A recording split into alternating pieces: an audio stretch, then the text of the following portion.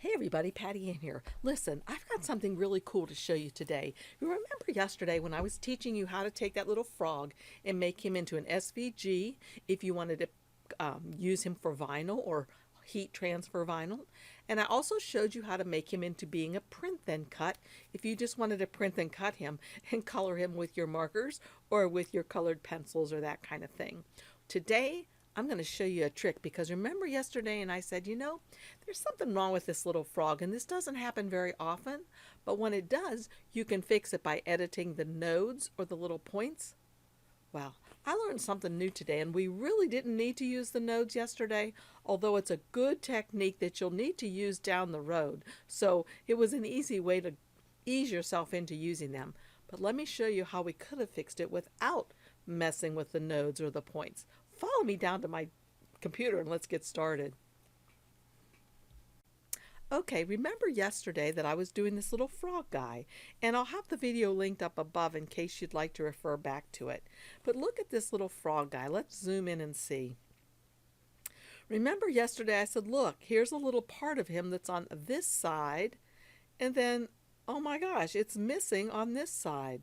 So what I did was I had us trace this and we found the paths and we opened the paths, or we broke the paths so that we could combine them the way they needed to be combined. And again, the very, very important technique to learn, you'll need to know how to use nodes in the future. So this was an easy intro to them yesterday. But I found out something new today, and you don't need to use the nodes in this case. Check it out. So right now, if we look at this guy, and actually I'm going to make a color behind him so he's easier to see. And I'm tired of this color, so I think I'll make it, yuck. I think I'll make it this color. Oh, maybe not. Okay, I'll make it this color. I'm going to put him, whoops, I got to right click on him and move him to the front. Okay, so now you can see clearly that there's a box around him, and then there are all these bounding boxes around him at the corners and in the centers, in between the corners. So there's one here, here, here, and then of course at the corners and one in between, a corner and one in between. So those are the boxes that we can use to stretch him taller proportionately, or we can take a side one and make him chunky, and we can stretch him all different kind of ways. I'm going to undo that to go back to the size that he was originally. Oops, I need to right click and bring him to the front again. Bring him over here. So again, notice these little squares right here, right? Well, what I learned is this. We can just go over here to the node or the edit points area, right up here in the upper left-hand corner, and click on that. And when I click on that, I want you to look and see what happens to these little boxes here. I'm going to click on it. Do you see they're no longer boxes? Like there's one here at the corner, nothing in the center. One here at the corner, nothing at the center. One here at the corner. Notice the boxes look different too. Let me undo this and go back to the way they were. That's how they were. And when we clicked on the node or point editing tool, watch what they become. Okay, so here's the trick. All you have to do to get this part to fill out and get rid of this part are drag these little nodes. So look at the cursor down here at the bottom. Right now it's a hand. If I point at this and drag it across, look what I get. I get the rest of him just like that. And I actually could make more of him, but I really only want one right now. So I do like that. And I'll move this up so I don't have the extra at the bottom. So see that? I have him perfect. Now I could do this and then have to get rid of this part over here on the left. But again, I can do that with this new technique I learned. Just grab this little button box right here, move it in like that. So you got to be careful that you don't cause another problem like right here. So I want to really be careful and see, am I getting everything and getting rid of that which I don't want?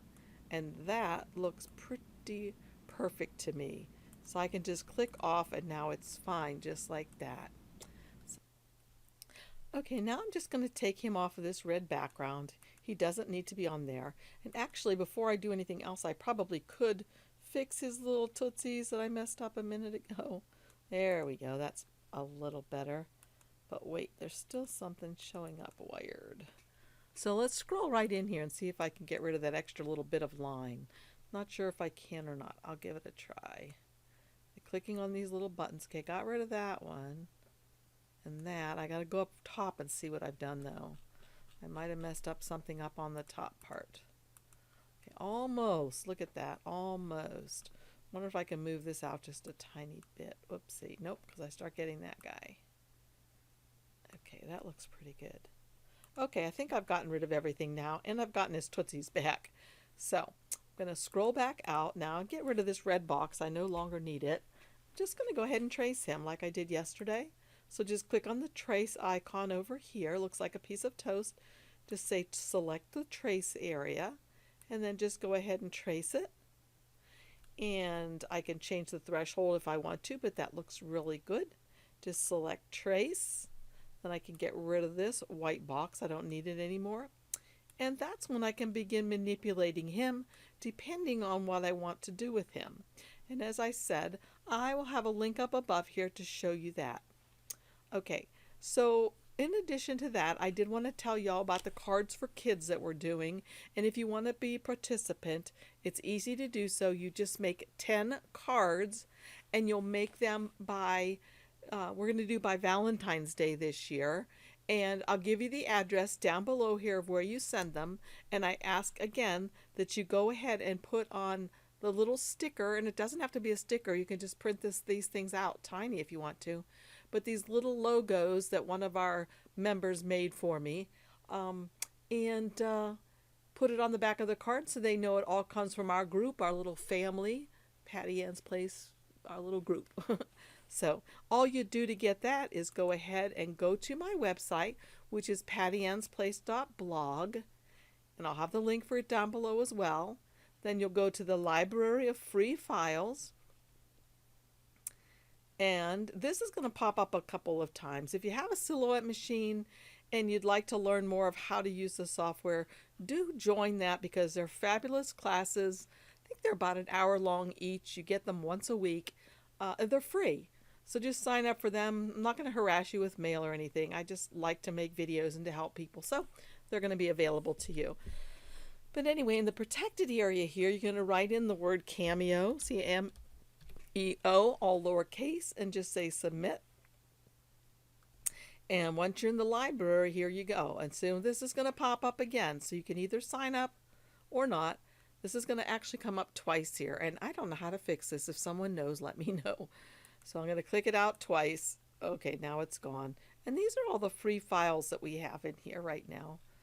But the one you want today for the cards for kids, this one is for Cricut users, or Cameo users. I'm sorry, see it says logo sticker sheet for Cameo.